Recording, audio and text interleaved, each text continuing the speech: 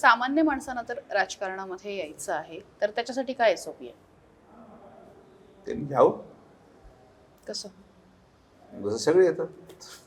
सरपंच होतात, लोक जिल्हा परिषद लढवतात, लोक आमदारही होतात. सामान्य माणसाला पण संधी आमदार व्हायची. आज अमोल खतासारखा तुमच्या पुढे उदाहरण आहे शेजारी, की सामान्य माणूस आमदार होऊ शेजारी शकला. नेहमी मतदार आहे त्यांचे. मतदार आहात तुम्ही. Okay, sorry. तर तुम्ही स्वतः साक्षीदार आहात. एक सामान्य माणूस, आपला सेतू कार्यालय चालणारा माणूस आज आमदार होतो, एक मंत्र्याला पाडतो. तर तुमच्या पुढे एक्झाम्पल आहे. सामान्य माणूस राजकारणामध्ये यशस्वी होण्यासाठी 2 गोष्टी निश्चित लागतात. एक, कोणाचं तरी पाठबळ लागतं. आणि 2, परिस्थिती तशी निर्माण झाली पाहिजे जी त्याला त्या लाटेवर सवार होऊन पुढे पोचवेल. हे थोडंसं लक फॅक्टर म्हणायचं. एक्झॅक्टली. लक नाही, परिस्थिती.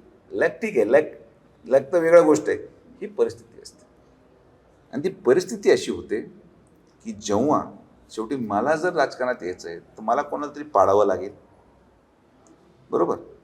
एक काळ असा येतो राजकारणामध्ये जेव्हा लोकांची मानसिकता होती की आपण मतदान कशाला टाकतो. हे फार इंटरेस्टिंग आहे. काय कोणी तुम्हाला सांगणार नाही, मला माहिती सांगितलं असावं. आपण जेव्हा मतदान टाकतो, मी मतदान टाकायला का चाललोय, जेव्हा ही थॉट प्रोसेस येते की मी मतदान टाकतोय, मला माहित नाही कोण निवडून येते, पण मला याला पाडायचंय, अशी येते एक फेज. अशीच फेज असते.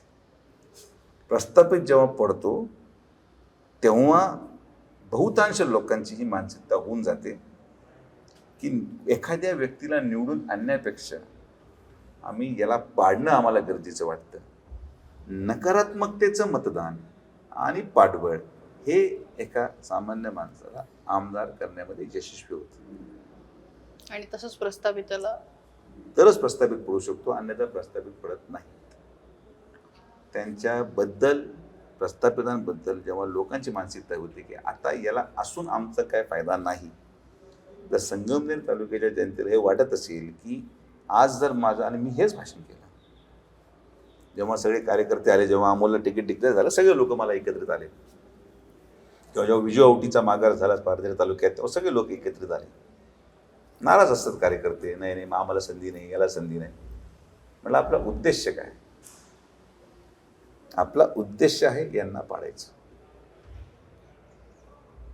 अर्जुन सारखं मछली की आग दिखनी चाहिए, मछली को मत देखो.